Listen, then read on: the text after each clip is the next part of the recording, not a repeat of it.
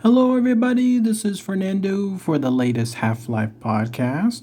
Well, I had a lot of fun doing the other video a couple of weeks back, and so I thought, why not? Let me go ahead and share another new video here within this playlist, mainly because it got a decent number of views, at least more than expected, and they got some good comments and likes, so definitely a treat. People are absolutely still interested within this particular playlist. I always find it funny too. The videos start off with a certain number of views, then they die out, and then afterward, something just happens and they start getting even more views. I have no idea how that rhyme and reason works, but it does. But in this case, it has to do with, I guess you could call it an alien. It may be alive, it may not, it may just be a sentient being, or it may be something in the form of a technology. But it's found there throughout multiple parts of the first Half-Life game, and in fact, you're looking at a picture of it here. It's known as the alien aircraft, although there are some other various nicknames that have come about as well, and I'll share all that info here in just a moment. So let's go ahead and let's talk about this very unique entry here. Not necessarily a monster, maybe not even a living thing, but it still has some notable aspects to it. I'd love to hear what your own thoughts and comments are on it too. So here's essentially this info. The alien aircraft is found again throughout several parts of the first Half-Life game and throughout some of the other games as well. For all intents and purposes, it's known as the aircraft, quote unquote aircraft, that Zen and then other areas use throughout the game. So those weird alien creatures that you find, let's say there in Black Mesa, and then also there in Zen, they are used, that like this alien aircraft uses its technology to be able to transport them. It's very unique because in a way it similarly ties into humans, how humans use aircraft, most notably the military, to be able to transport a lot of their personnel from one place to another, such is the case with this particular entry. Let's talk about first about the actual characteristics associated with it, how it looks. The reason why some people call it the manta ray, that's one of the one or two of the nicknames, or another ones that people call them are mantas, is because they look just like a manta ray. It looks like one both from the underside and from the top side as well. It has that very large, almost triangular shape, at least in this case where it's four corners, and then there's a little bit more also as well, and it's based on some of the versions too. And then it has the long, if you call it, tail at the end of it. One version has one single tail, another version has two tails as well, again mimicking the famous manta ray, the beautiful manta ray that we've seen throughout videos and then photos, and some people have seen them in real life, and that's what it essentially looks like. It is very large as well, larger than most of the creatures throughout the Half-Life game. It has to be that large because, again, it's using its technology to be able to move these monsters from point A to point B, so it would have to have something to be able to do so, and have enough room as well. And then as far as the colors associated with it, it seems to have this weird camouflage as well. Like in some cases, it's more bluish and then with some reddish tones. And then in other cases, it's more along the lines of the opposite. It's more reddish with some blue hues here and there. It seems like these are the camouflage colors, which makes more sense because when you go to Zen, which has a huge plethora of colors there too, this is a creature that could easily blend in within that environment, and it stays out here. Like when it's here on Earth, it definitely stands out compared to Zen, but at least it makes sense from the home world that it comes to. Only other characteristic really to feature on it too, I think it makes a sound as well. Let me know. I can't recall 100% if there was truly like a sound associated with it, but if so, someone post it in the comments below.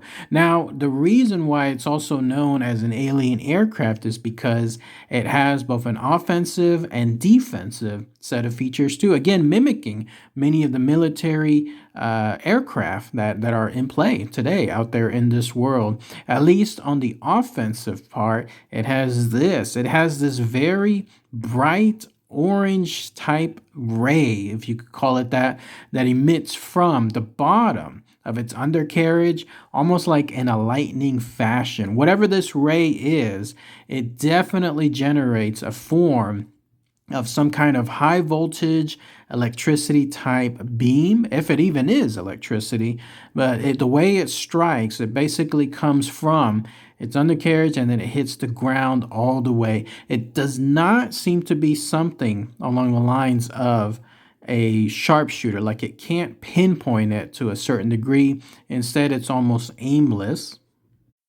But even though it's aimless, it still generates a lot of damage. In fact, in some cases, you could actually argue that this ray beam, whatever it is, actually does act in an intelligent manner, in the sense that it finds a target and then basically shoots down into that target. And then when it strikes, it absolutely has a devastating force. I mean, this is a thing that apparently destroys many, as the game itself showcases, many large both aircraft and then personnel as well, basically, obliterating them to nothing. And it does it almost with a very sense of ease. This creature, if it is truly a creature, apparently knows that it has these things around it, and then that's when it starts acting in an almost intelligent manner, almost like an intelligent behavior, and quickly reacting to situations as well, especially if there's suddenly an aircraft, like if something else comes within its vicinity,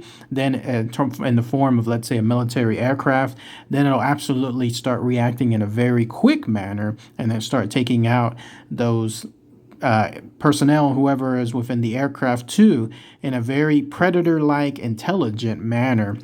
That leads to the argument as to whether this thing is truly alive. It's very hard to say because there's several notions that it's just acting in a more technological manner, like if you would, let's say, if you had a drone. The drone isn't necessarily alive, but you could absolutely program it in a way that it'll react to things and then it'll adjust to things as well, both to attack and then both to defend itself. And then when that happens, it's not alive, but it's still acting in that manner, such as the case here with this alien aircraft. They could do the very same thing and still not be alive and just be an inanimate object. But then there's also the notion that it truly is alive, that it is, in a weird way, a mixture of an alien being with technological advances, and then this mishmash decides to, I guess, work with Zen or is slaved by Zen and the creatures there.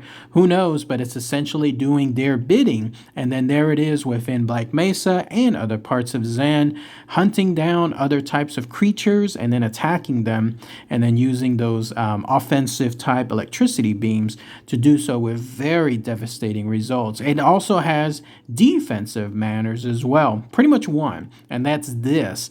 Its hide, if you could call it that, is absolutely impenetrable. Whatever it has surrounding this creature, it is 100% impenetrable. You cannot shoot it, you cannot strike it. Even if you have RPGs or some of the most other awesome, powerful weapons that the game has, it does nothing to it. It just basically bounces off within it, and then the creature itself almost seems to disregard such things too, in the sense that it knows it can't be harmed. And so when something strikes it along those lines, whether it's a bullet or whether it's a grenade, or again, whether it's an RPG or something else, it just ignores it. It just ignores whatever is happening to it, but it'll go about again and start attacking things in that type of intelligent manner if there is something there that's considered a threat or an enemy, and then that's when it starts to do so as well. Otherwise, it might be known more on an intelligent manner because it's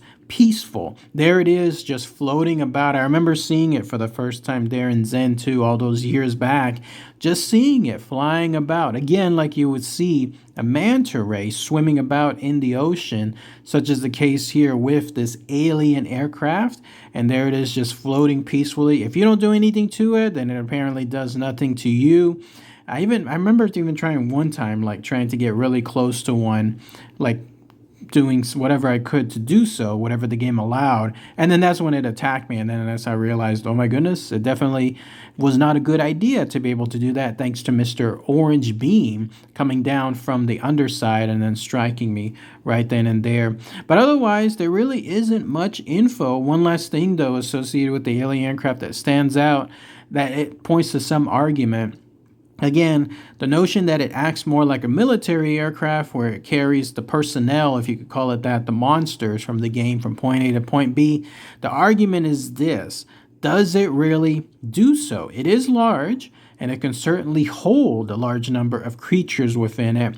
But upon closer examination of the game and some of the sprites as it happens, you'll notice that this alien aircraft actually seems to teleport the monsters to it and then causes them to go down to the ground. The most prominent example are the alien grunts. When you see this alien aircraft come about, and then let's say it's not landing but it's floating about an area, and then all of a sudden you see alien grunts pop out from thin air in its underside, it gives you the idea that it is teleporting them. So could this alien aircraft, instead of carrying these creatures, act more along the lines of a teleporter? It's never been answered directly by the game. If anything, that teleportation, quote unquote, was just an easy angle for the game developers to be able to showcase something popping in and popping out, as opposed to probably going through the animation of showcasing the alien aircraft, opening something and then closing it, and the